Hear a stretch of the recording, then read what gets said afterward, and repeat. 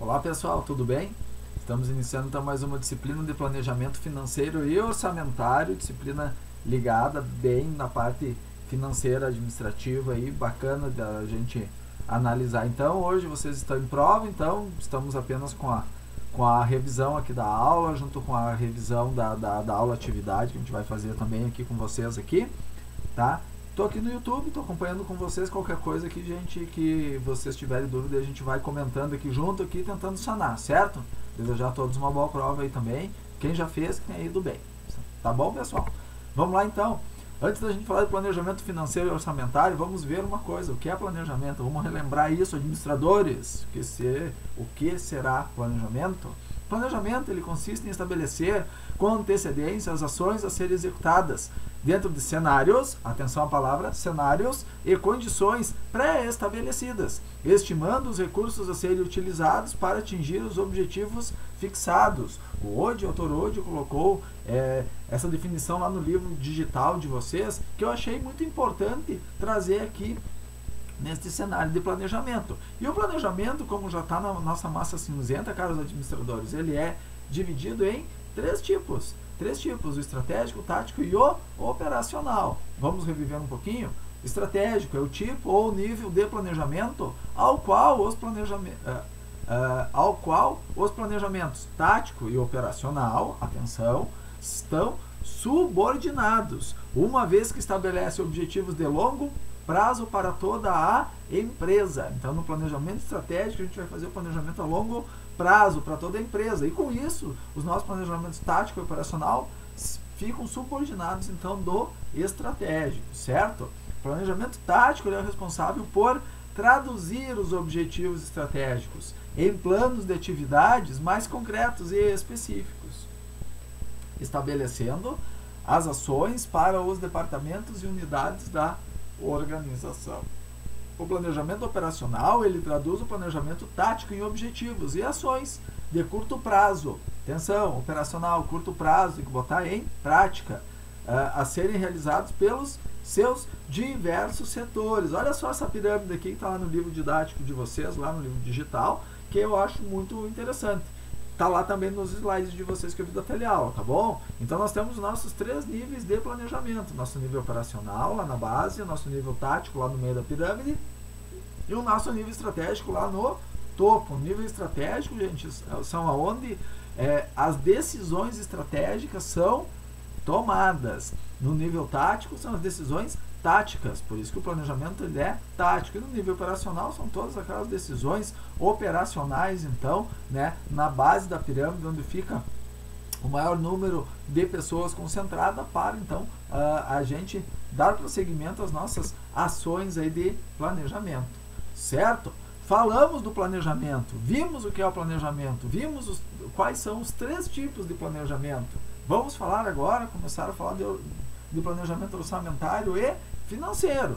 O planejamento orçamentário, o autor Correia Neto, ele afirma que o planejamento orçamentário pode ser compreendido como o espelho financeiro dos demais planejamentos da empresa.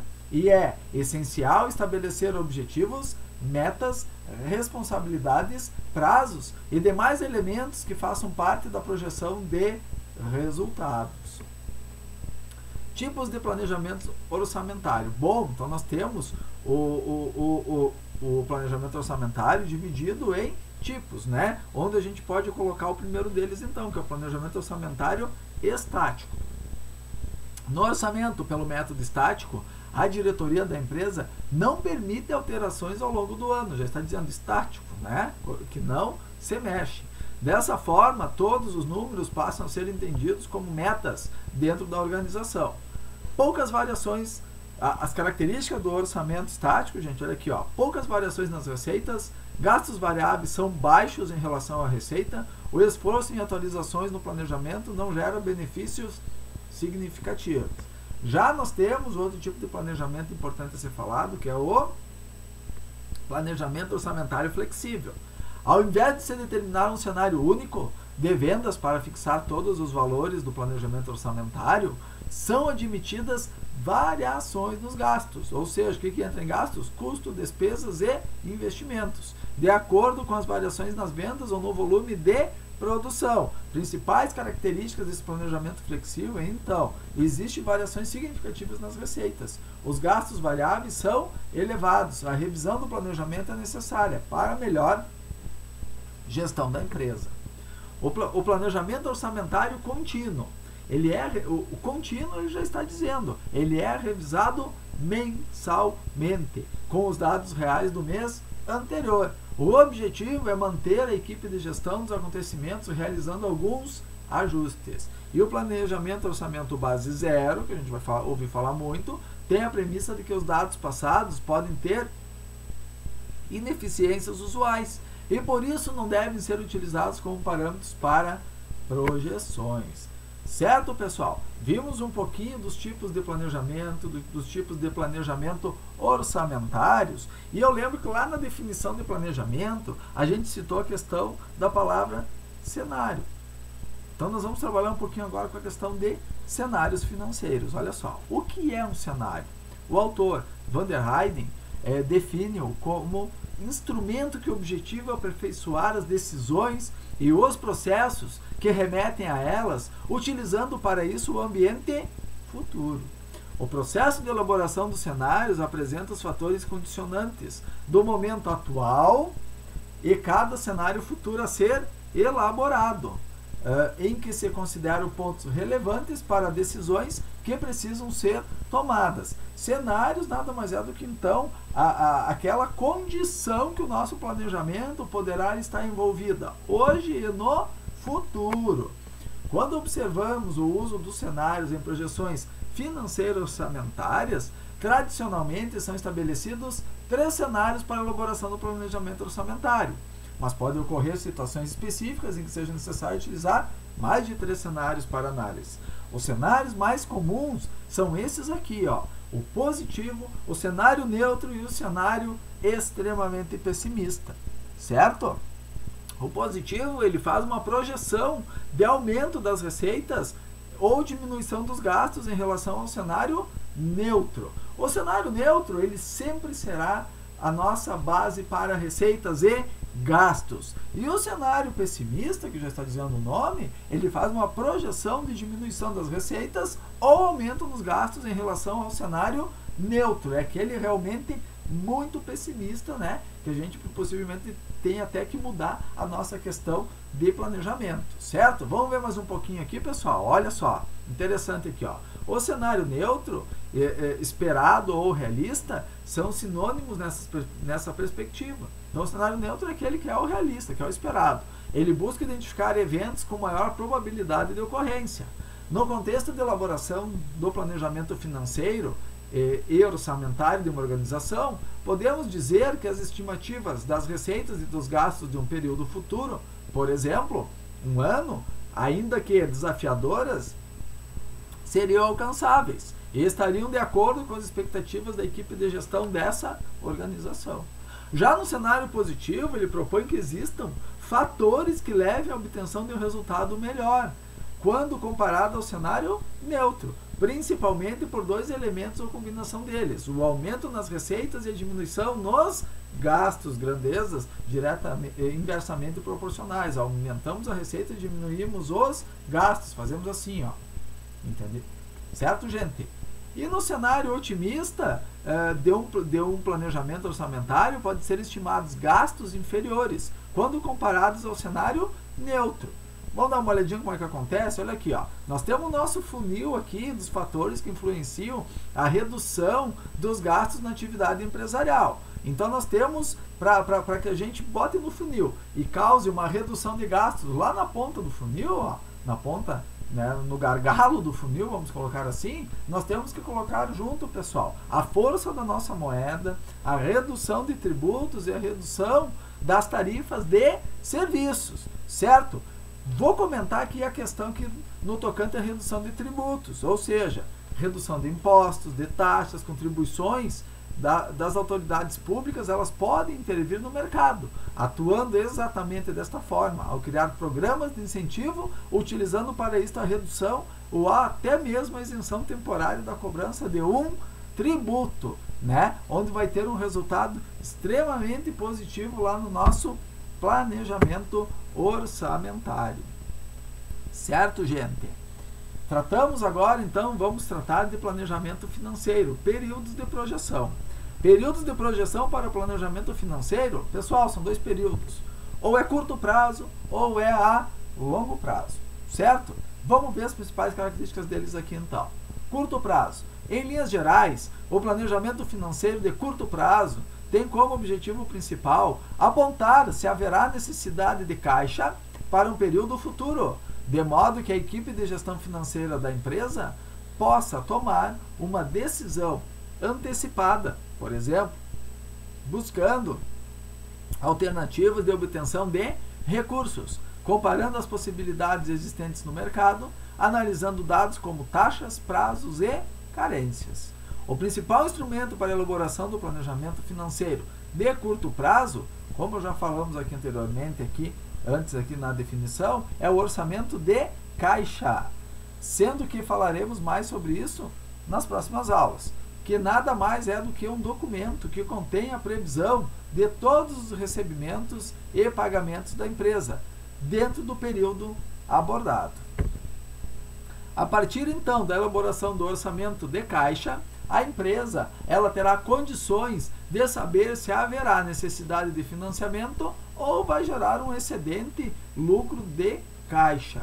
No caso de necessidade de financiamento, a empresa deverá definir quais as fontes para obtenção de recursos. Por exemplo, resgatar títulos de investimentos ou obter empréstimos junto a bancos.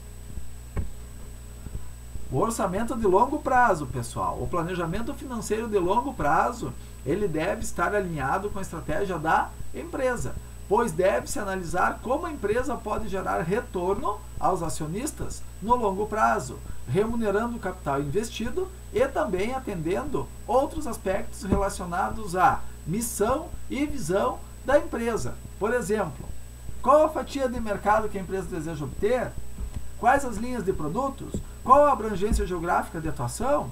Interessantíssimo no momento da gente fazer um planejamento a longo prazo, responder essas simples perguntas, certo? Segundo o autor Roger, ninguém tem a bola de cristal que permita prever o futuro.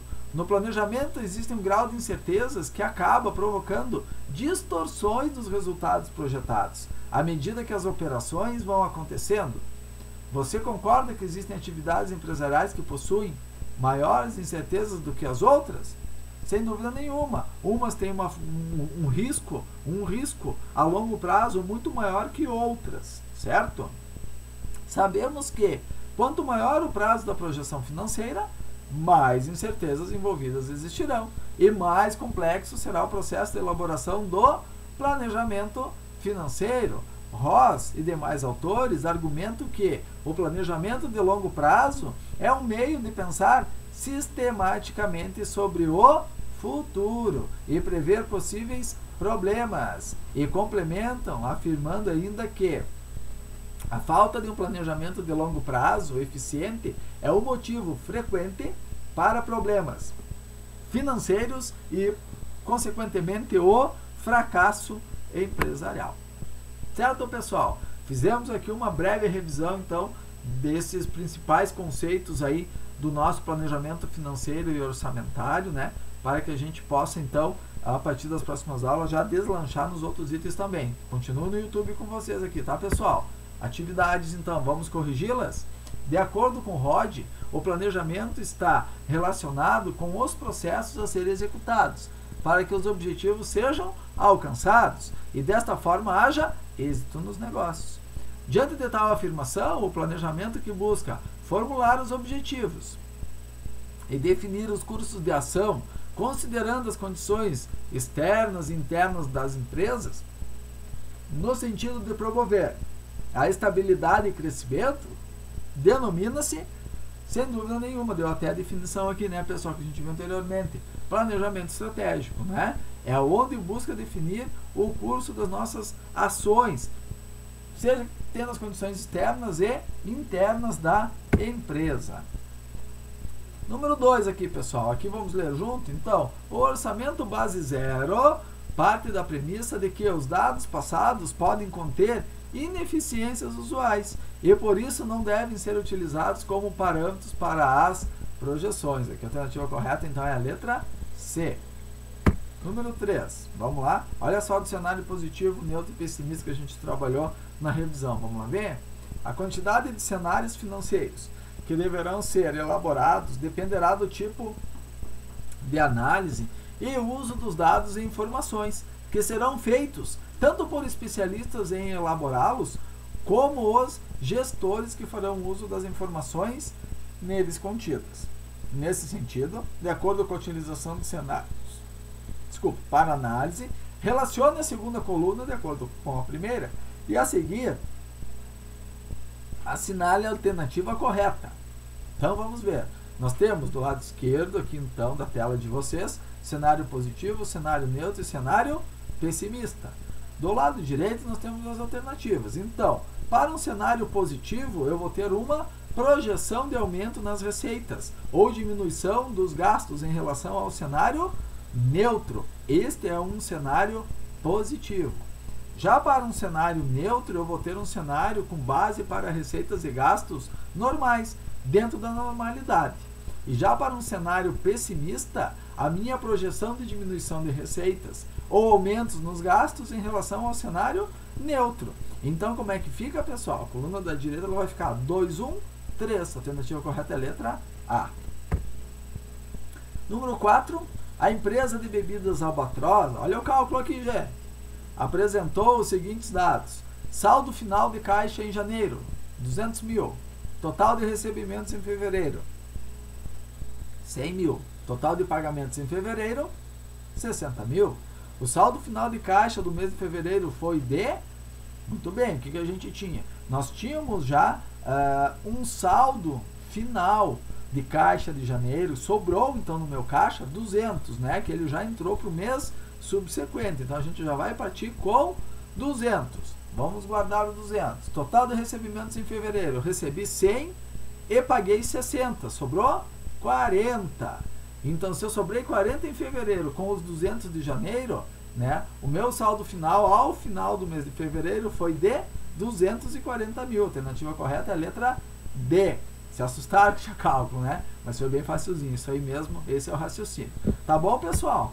Ficamos por aqui então, fizemos a revisão da primeira teleaula. Eu sei que vocês estão em prova, espero que vocês estejam indo muito bem em prova. Estou em pensamento com vocês aí durante todo o dia. Já fiquei e continuo ainda até vocês terminarem essas provas. Certo, gente? Não vou fazer o Zoom hoje então, né? Conforme eu já tinha comentado, né? Aula que vem a gente volta, tudo normal, tá? Não consigo definir ainda para vocês se a gente volta dia 18 ou não, mas se a gente não voltar dia 18, estaremos aqui novamente aqui com essa mesma metodologia. Tá bom, pessoal? Muito obrigado pela presença de todos e até mais.